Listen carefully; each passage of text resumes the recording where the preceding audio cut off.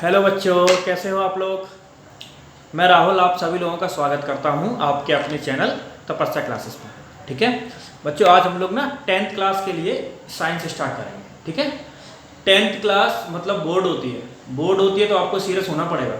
ठीक है, बहुत इंपॉर्टेंट है। और दूसरी बात यह है कि आज हम लोग पढ़ेंगे रिफ्लेक्शन एंड रिफ्रैक्शन। ठीक है, लाइट रेज से रिलेटेड चैप्टर है रिफ्लेक्शन और रिफ्रैक्शन। सीरियस होना इसलिए ज़रूरी है क्योंकि ये आपका बोर्ड भी है, प्लस जब आप 12th में जाओगे तो एक और टॉपिक होता है, एक और चैप्टर होता है, उसको बोलते हैं ऑप्टिक्स। ठीक है, ऑप्टिक्स के बारे में जब आप पढ़ोगे तो इन्हीं बेसिक चीज़ों को और ज़्यादा डिटेल में पढ़ोगे। वो आपको तभी समझ आएंगी जब आपको ये चीज़ क्लियर होगी। ये जो 9th-10th वाली चीज़ें आपको क्लियर होंगी तभी आपको वो चीज़ समझ में आएगी। ठीक है, तो इस चैप्टर को बहुत ही सीरियस होकर पढ़ना है। समझाने की जिम्मेदारी मेरी है। मैं आपको सब समझाऊंगा, सब समझ में आएगा, लेकिन आपको भी थोड़ा सा सीरियस होना पड़ेगा। ठीक है, उसके अलावा कॉम्पिटिटिव एग्जाम में भी इसमें से क्वेश्चन पूछे जाते हैं। इसमें से क्या 9th और 10th का मैथ, 9th और 10th की साइंस, रीजनिंग, इंग्लिश और जीके जीएस, इन्हीं सब चीज़ों से आता है कॉम्पिटिटिव एग्जाम में भी। तो ये सब चीज़ें आप अभी से तैयार करके चलो, बेस को स्ट्रॉन्ग करके स्टार्टिंग से ही चलो। ठीक है, सारी चीज़ें दिमाग में रिटेन करके सिस्टमेटिकली समझ के अगर आप चलोगे ना तो वो एक पैटर्न बनता चला जाएगा। आपको ना कोई डाउट आएगा ना कोई दिक्कत होगी। यहीं पे सारे डाउट क्लियर करने हैं, यहीं पे मुझसे पूछो, मैं क्लियर करूँगा। ठीक है, तो हम लोग पढ़ते हैं आज रिफ्लेक्शन एंड रिफ्रैक्शन। चैप्टर है 10th क्लास के लिए, reflection and refraction. Reflection and refraction. ठीक है, देखो दो चीजों को डिटेल में पढ़ेंगे इसमें हम, रिफ्लेक्शन के बारे में पढ़ेंगे और रिफ्रैक्शन के बारे में पढ़ेंगे। तो सबसे पहले हम रिफ्लेक्शन की बात कर लेते हैं। ठीक है, चैप्टर का नाम, इसके बारे में बाद में बात करेंगे, अभी हम केवल रिफ्लेक्शन की बात करेंगे। रिफ्लेक्शन, देखो आपको पता है लाइट रे स्ट्रेट लाइन में मूव करती है। ठीक है, लाइट रे स्ट्रेट लाइन में मूव करती है। लाइट की इसी प्रॉपर्टी की वजह से हम बहुत सारे फिनोमेना, लाइट से रिलेटेड बहुत सारे ऐसे फिनोमेना हैं, बहुत सारे ऐसे प्रोसेस हैं जिनको स्टडी कर पाते हैं। ठीक है, और उन्हीं को स्टडी करेंगे हम। रिफ्लेक्शन भी एक लाइट से रिलेटेड फिनोमेना है और रिफ्रैक्शन भी। तो पहले हम रिफ्लेक्शन पढ़ेंगे। ठीक है, अगर मैं आपको सिंपल भाषा में बताऊं तो मान लो कहीं से लाइट रेज आ रही है, किसी सरफेस पे पड़ती है, टकराती है, टकरा के अगर वापस आती है, देखो कुछ भी हो सकता है, डिपेंड करता है। ठीक है, कुछ भी हो सकता है। अभी हम केवल रिफ्लेक्शन की बात करेंगे तो हम केवल रिफ्लेक्शन पढ़ेंगे। किसी प्लेन सरफेस पे जब कोई लाइट रेज टकराती है, ठीक है, सपोज करो ये कोई प्लेन सरफेस है, प्लेन सरफेस होना चाहिए लाइक मिरर। ठीक है, मिरर जो होता है ना, मिरर का जो पार्ट होता है जो हम देखते हैं, वो सरफेस जो प्लेन होता है, स्मूथ, वो वैसा सरफेस होना चाहिए, रफ सरफेस नहीं होना चाहिए। ठीक है, तो जब किसी प्लेन सरफेस पे या स्मूथ सरफेस पे लाइट रेज टकराती है, सपोज करो ये लाइट रेज आ रही है, मैं एक ही लाइट रेज लूंगा। ठीक है, एक ही लूंगा, बहुत सारी आती होंगी अपने आपस में टकरा के जाती होंगी, टकरा के वो बैठ जाती है इन द सेम मीडियम। ठीक है, इन द सेम मीडियम। जब कोई लाइट रेज किसी स्मूथ सरफेस से या प्लेन सरफेस से टकराती है तो वो वापस लौट जाती है इन द सेम मीडियम। इस प्रोसेस को बोलते हैं क्या, इस प्रोसेस को क्या बोलते हैं, रिफ्लेक्शन ऑफ लाइट। ठीक है, फिर से सुनो, when any light rays strikes on the plane surface, it comes back to the same medium after striking. दोबारा सुन लो, when any light rays strike on the plane surface, any plane surface, it comes back to the same medium, comes back in the same medium, that is known as the reflection of light. ठीक है, अब इसके आगे की बात सुनो। ठीक है, अब जो लाइट रेज प्लेन सरफेस के ऊपर गिर रही है, जो लाइट रेज प्लेन सरफेस पे इंसिडेंट हो रही है, उसको हम लोग बोलते हैं इंसिडेंट रे। क्या बोलते हैं, इंसिडेंट रे, यानी ये है इंसिडेंट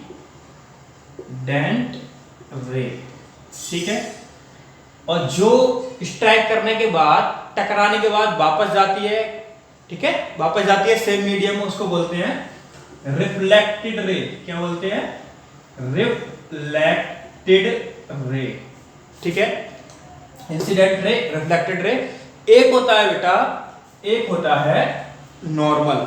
नॉर्मल क्या होता है वो समझ रहे हैं, this is the normal. Normal क्या होता है? नॉर्मल जो होता है वो जो प्लेन सरफेस है या प्लेन मिरर है उसका परपेंडिकुलर होता है, उसी को नॉर्मल बोलते हैं और कोई नई बात नहीं है। नॉर्मल का मतलब होता है 90 डिग्री। नॉर्मल का मतलब होता है 90 डिग्री। तो ये इस प्लेन पर जो 90 डिग्री वाली एक लाइन होती है ना, उसी को नॉर्मल बोलते हैं और कुछ नहीं होता। तो ये क्या हो जाता है? नॉर्मल। इसको क्या बोलते हैं? नॉर्मल। ठीक है, अब समझने वाली बात ये है। समझने वाली बात क्या है? देखो, ये इंसिडेंट रे और ये नॉर्मल, इनके बीच में क्या एंगल बनना है? इसको मैं मानता हूं इंसिडेंट एंगल। क्या मानता हूं? Incident angle. ये रिफ्लेक्टेड रे और नॉर्मल के बीच में भी एक एंगल बनना होगा, इसको मैं मानता हूं रिफ्लेक्टेड एंगल। ठीक है, देखो अगर मैं डेफिनेशन बोलूं तो क्या बोल सकता हूं? The angle between incident ray and normal. The angle between incident ray and normal is known as the angle of incident. ठीक है, एंगल ऑफ इंसिडेंस। इसकी बोलूं तो क्या बोलूंगा? The angle between reflected ray and normal is known as the angle of reflection. ठीक है, तो इनमें कुछ नहीं है। समझने वाली बात क्या है वो समझो। अब इसके कुछ रूल्स होते हैं, रूल्स वो समझो। 3 रूल होते हैं, आप लोगों को पता होंगे, लेकिन फिर भी मैं आपको यहाँ पे बता देता हूँ, थोड़ा और समझाने की कोशिश करूंगा मैं। ठीक है, समझाने के लिए मुझे, मान लो ये डायरी ले ली मैंने। देखो पहला रूल क्या है, देखो पहले से समझो। पहला रूल क्या है? पहला रूल तो ये साफ है कि angle of incidence is always equal to the angle of reflection. Angle of incidence मतलब ये वाला जो एंगल है वो हमेशा एंगल ऑफ रिफ्लेक्शन के बराबर होगा, ऑलवेज। एंगल ऑफ इंसिडेंस, पहला रूल क्या है? एंगल ऑफ इंसिडेंस मतलब angle of I is always equal to the angle of reflection. ठीक है, this angle is always equal to the this angle. ठीक है, दूसरी बात, दूसरा रूल क्या है? दूसरा रूल क्या है? दूसरा रूल समझना, incident ray, normal and reflected ray. क्या बोला मैंने? Incident ray, normal and reflected ray. ठीक है, intersecting at a single point. Incident ray, normal और रिफ्लेक्टेड रे, तीनों की तीनों रे एक सिंगल पॉइंट पे इंटरसेक्ट होती हैं। देखो यहां पे इंटरसेक्ट हो रही है, यहां पे। ठीक है, ये सिंगल पॉइंट पे मिलती हैं, आके मीट करती हैं। Incident ray, normal, reflected ray, तीनों की तीनों रे एक सिंगल पॉइंट पे आके इंटरसेक्ट होती हैं। तीसरा ये इंटरसेक्टिंग वाला रूल हो गया, सिंगल पॉइंट पे ये रूल हो गया। आप वहां पे समझ लो, लिखा तो आपकी बुक में भी है। ठीक है, उसकी टेंशन मत लो, लिखा बुक में भी, आप उसको समझ लो। तीसरा रूल क्या होता है कि all 3 rays are in the same plane. ये चीज कभी कभी समझ में नहीं आती बच्चों को। ठीक है, वो मैं आपको समझा रहा हूं। ऑल 3 रेज कौन सी हैं? इंसिडेंट रे, नॉर्मल और रिफ्लेक्टेड रे, तीनों की तीनों रेज सेम प्लेन में होती हैं। तीनों की तीनों रेज सेम प्लेन में होती हैं। आई इक्वल टू आर होता है हमेशा। Incident ray, normal, reflected ray तीनों एक पॉइंट पे मीट करती हैं, इंटरसेक्ट करती हैं, ये भी दिख रहा है। लेकिन इंसिडेंट रे, नॉर्मल और रिफ्लेक्टेड रे तीनों की तीनों रेज सेम प्लेन में होती हैं। इसका क्या मतलब है? इसका मतलब समझो जरा। इसका मतलब मैं समझाता हूं आपको। देखो जरा, ऐसे समझो, ऐसे समझने की कोशिश करना, सब समझ में आ जाएगा आपको। ठीक है, मान लो ये वो सरफेस है, ये वो प्लेन सरफेस है जिस पे लाइट रेस गिर रही है। ठीक है, ऐसी आ रही है लाइट रेस, ऐसी आई लाइट रेस। लाइट रेस आई यहां, इस पे टकराई, टकरा के कैसे हो जाएगी? वापस चली जाएगी ऐसे। ये वाला सीन बनेगा, लाइट रेस आई, ठीक है, प्लेन सरफेस पे टकराई मिरर पे और वापस चली गई ऐसे। ये वाला सीन बनेगा ना, यानी ये वाली हो जाएगी इंसिडेंट रे और ये वाली हो जाएगी रिफ्लेक्टेड रे। अब देखना ध्यान से, इसमें एक और होता है, इसमें एक और होता है नॉर्मल। मैंने आपको बोला था नॉर्मल। ठीक है, नॉर्मल कहाँ होता है? बीच में। नॉर्मल कहाँ होता है? यहाँ। समझना, वो थोड़ा बहुत ज्यादा होगा, उस पर ध्यान दो। नॉर्मल कहाँ होता है? इधर। मैंने ये बोला, ये तीनों की तीनों जो रेज होती है वो सेम प्लेन में होती है। इसका मतलब ये होता है कि अगर मैं यहाँ पे कोई सरफेस लगाऊं, अगर मैं यहाँ पे कोई सरफेस लगाऊं तो ये तीनों की तीनों रेज इस सरफेस को टच करेंगी। अगर मैं यहाँ पे कोई सरफेस लगाऊं तो ये तीनों की तीनों रेज इस सरफेस को टच करेंगी। यहाँ पे लगाऊं तब भी ये तीनों की तीनों रेज इस सरफेस को टच करेंगे, उसको बोलते हैं सेम प्लेन में होना। ये एक प्लेन है, अगर मैं यहाँ पे कोई प्लेन बना दूं इस तरह से, ठीक है, शीट लगा दूं, वो शीट में ये तीनों की तीनों रेज उस शीट को टच करेंगी, उसको बोलते हैं सेम प्लेन में होना। ठीक है, एक तरह से और समझ लो, अगर आपको कोई दिक्कत आ रही है तो एक और तरीका है समझाने का। देखो इधर देखो, ऐसे करके बनना था ना, ऐसे करके बनना था, ऐसे करके बनना था, ध्यान देना था। ये नॉर्मल था, ठीक है। अब इसको मिरर मत मानो, मिरर मानो, जो मैं कह रहा हूँ उसको समझो। लाइट रेज आई इधर, ये लाइट रेज आई, टकराई और ये वापस चली गई, तो ये इंसिडेंट रे हो गई और ये रिफ्लेक्टेड रे हो गई और ये नॉर्मल हो गया। अब मैं बोल रहा हूँ ये तीनों चीजें सेम प्लेन में होती हैं। सेम प्लेन में मतलब ये होता है कि अगर मैंने एक कोई प्लेन रख दिया, जैसे ये प्लेन रखा हुआ है, ये बुक एक प्लेन है, तो ये इस बुक के प्लेन में ये तीनों की तीनों रेज आपस में टच कर रही हैं, इसीलिए सेम प्लेन में है। अगर कोई भी रे समझ करो ऐसे उठा दूं मैं ना, अब ये तीनों की तीनों रेज सेम प्लेन में नहीं है, ये दोनों तो सेम प्लेन में है, ठीक है, ये दोनों सेम प्लेन में है, पर ये नहीं है। ऐसे अब समझ में आ रहा है ना, मतलब ऐसी कोई भी रेज अगर उठ रही है, प्लेन को टच नहीं कर रही, तो वो सेम प्लेन में नहीं कही जाएंगी। अब ये दोनों सेम प्लेन में है, ये नहीं है, तो कंडीशन क्या होती है इसमें जब तीनों की तीनों रेज होती है, इंसिडेंट रे, नॉर्मल और रिफ्लेक्टेड रे, तीनों की तीनों रेज किस में होती है, इन द सेम प्लेन में होती है। अब बात समझ में आ रही है, ठीक है, ये समझाने के लिए था। हालांकि बहुत से बच्चों को पता होगा, पर कोई बात नहीं, बहुत से बच्चों को नहीं पता होता, तो जिनको नहीं पता हो उनके लिए ये, ठीक है। अब रूल हो गए, ठीक है, रूल हो गए, बुक में से देख लेना, ये लिख लेना, कोई दिक्कत नहीं, यहाँ पे केवल समझ लो। आगे की बात इसको मैं मिटा रहा हूं, आगे की बात बताने के लिए। देखो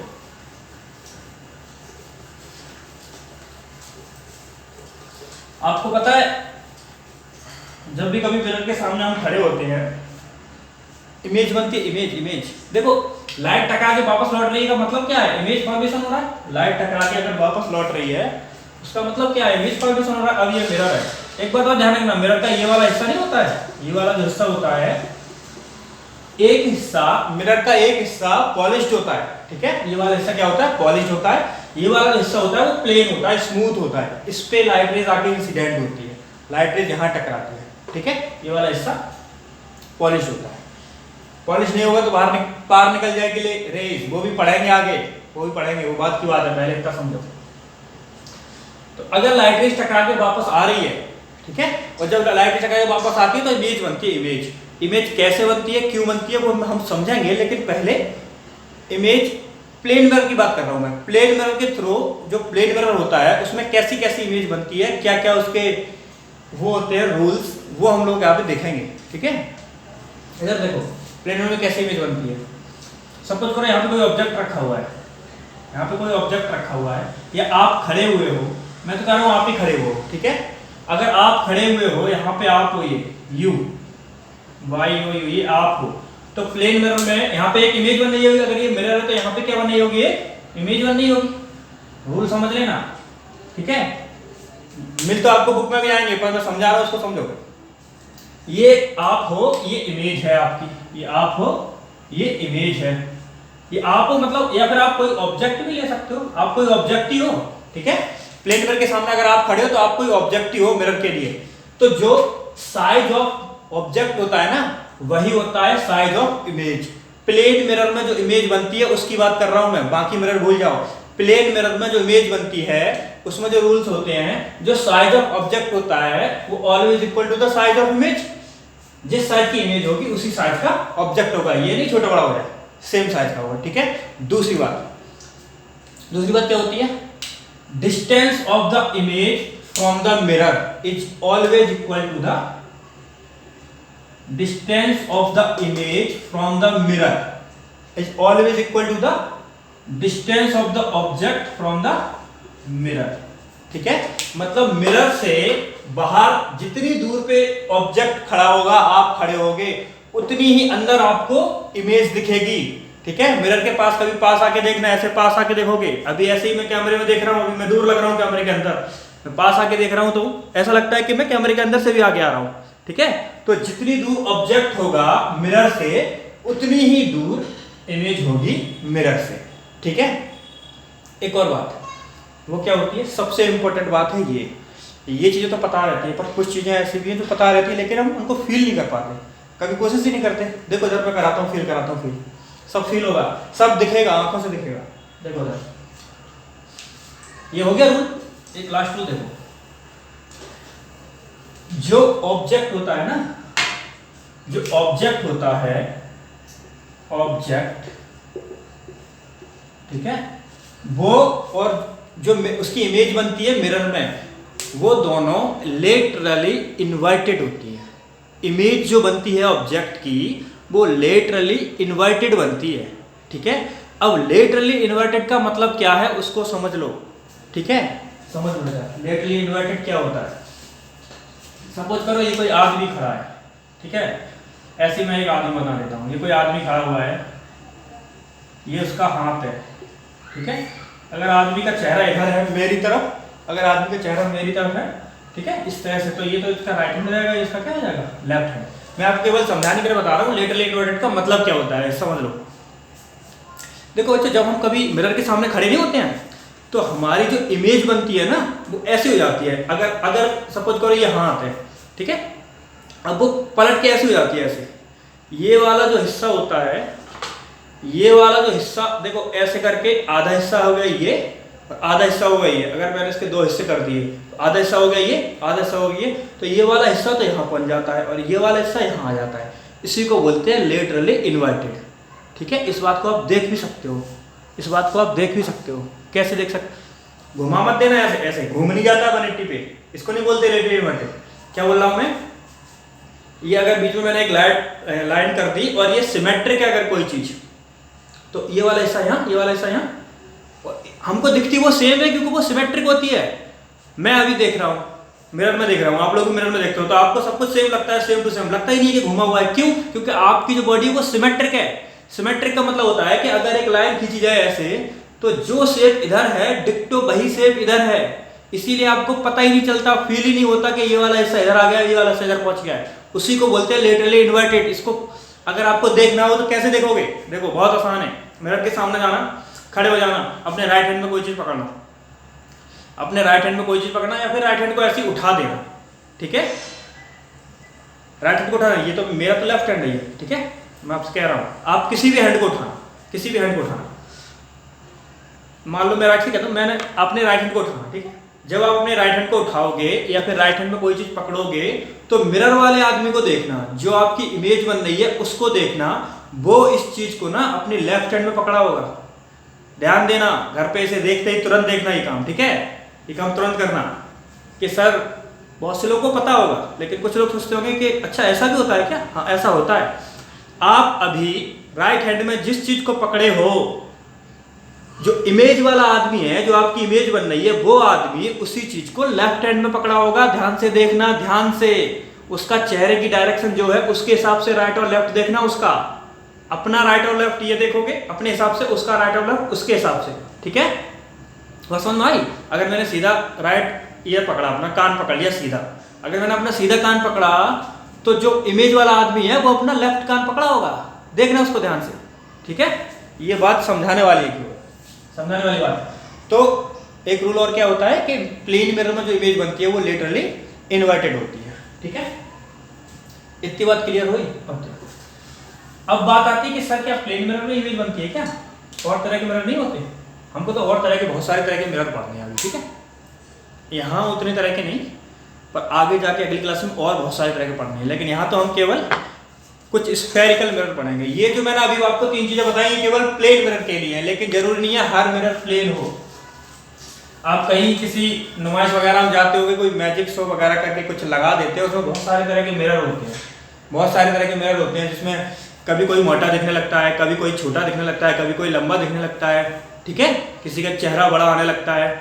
वो सब चीजें किस में होती है? वो सब चीजें स्फेरिकल मिरर की वजह से होती है, क्योंकि उनमें कभी भी हाइट ऑफ ऑब्जेक्ट और साइज ऑफ ऑब्जेक्ट या हाइट ऑफ ऑब्जेक्ट और हाइट ऑफ इमेज कभी सेम नहीं होता, डिफरेंट होता है। इसीलिए हमारी बॉडी की शेप कुछ और होती है, उसमें अंदर में कुछ और लगती है, ठीक है। वो होते हैं स्फेरिकल मिरर, ठीक है। वो कोई भी प्लेन मिरर नहीं होते, वो स्फेरिकल मिरर होते हैं। भले ही आपको देखने से नहीं लगते हो, पर वो स्फेरिकल मिरर होते हैं इस तरह से, ठीक है। क्या होते हैं? स्फेरिकल मिरर, ठीक है। हमें यहाँ पे 2 तरह के स्फेरिकल मिरर पढ़ने हैं, कितने तरह के? 2 तरह के। क्या क्या पढ़ने हैं वो देखो। ब्लैक का गया, देखो इसी को समझा देते हैं पहले। देखो 2 तरह के स्फेरिकल मिरर होते हैं। कैसे कैसे?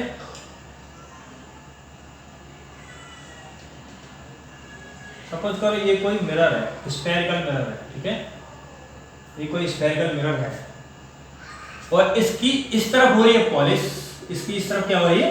पॉलिश्ड है। ध्यान रखना बेटा, इस तरफ पॉलिश्ड है, ठीक है, स्फेरिकल मिरर। अगर इस तरफ पॉलिश्ड है तो लाइट रेज कहाँ आएंगी? यहाँ टकराएंगे आके, ठीक है। मतलब इसके इंटरनल एरिया में बोल सकते हो, इस स्फेरिकल मिरर के इंटरनल एरिया में, ठीक है, अंदर वाले भाग में लाइट रेज टकराएंगे, इस तरह से टकराएंगे, इस तरह से टकराएंगे। रूल्स क्या होते हैं वो बताऊंगा, ठीक है। अभी केवल जो बता रहा हूँ उसको समझो, ये इसमें बहुत सारी चीजें हैं, अभी सारी चीजें बताऊंगा। पहले केवल मैं मिरर बता रहा हूँ। इसको बोलते हैं कॉन्वेक्स मिरर। क्या बोलते हैं? Convex mirror. जो इस तरफ से टकराती है उसको बोलते हैं कॉन्वेक्स नहीं बोलते हैं, इसको बोलते हैं कॉनकेव मिरर। क्या बोलते हैं? Concave mirror. इसको क्या बोलते हैं? Concave mirror.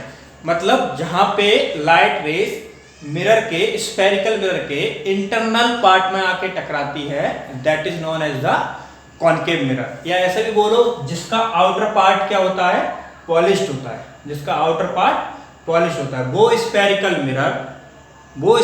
मिरर जिसका आउटर पार्ट पॉलिश्ड होता है और लाइट रेज इंटरनल पार्ट में आके स्ट्राइक करती है, दैट इज द कॉनकेव।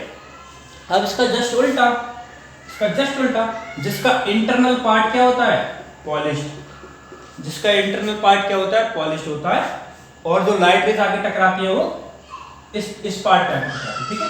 जो लाइट रेज आके टकराती है वो इस पार्ट पे आके टकराती है, इस पार्ट पे, मतलब आउटर पार्ट पे। उसको क्या बोलते हैं हम? कॉन्वेक्स। ध्यान रखना है, उसको क्या बोलते हैं? कॉन्वेक्स, ठीक है। इतनी बात क्लियर हो गई? ये कॉनकेव मिरर है जिसमें इंटरनल हिस्से में टकराती हैं, ये कॉन्वेक्स मिरर है जिसमें आउटर हिस्से में टकराती हैं, ठीक है। ये अंदर से पॉलिश्ड होता है और ये बाहर से, मतलब आउटर एरिया में पॉलिश्ड होता है। अब समझो जरा, स्फेरिकल मिरर से संबंधित हम बहुत सारी चीजें पढ़ेंगे। इमेज क्या होती है, इमेज फॉर्मेशन क्या होते हैं, इमेज फॉर्मेशन के रूल्स क्या होते हैं, कहाँ कहाँ इमेज बनती है। इनमें वो रूल नहीं आएंगे जो मैंने अभी आपको प्लेन मिरर के लिए बताए थे 3, वो नहीं आते इसमें कुछ अलग ही होता है, ठीक है। बढ़ता घटता रहता है, साइज, डिस्टेंस भी, ठीक है, सब कुछ चेंज हो जाता है इसमें, ठीक है। तो उसको पढ़ने के लिए स्फेरिकल मिरर के जो कॉन्सेप्ट है आगे के, उनको समझने के लिए कुछ टर्मिनोलॉजी है स्फेरिकल मिरर से रिलेटेड, उसको समझना पड़ेगा। तो हम उसको डिस्कस करते हैं, ठीक है, एक एक कर। एक का करेंगे, किसी एक का कर लेंगे। ये कॉनकेव का करेंगे, कॉन्वेक्स का होता है एक ही ऐसा, ठीक है। समझाता मैं दोनों जाऊंगा आपको, ठीक है। हम इसका पढ़ते हैं।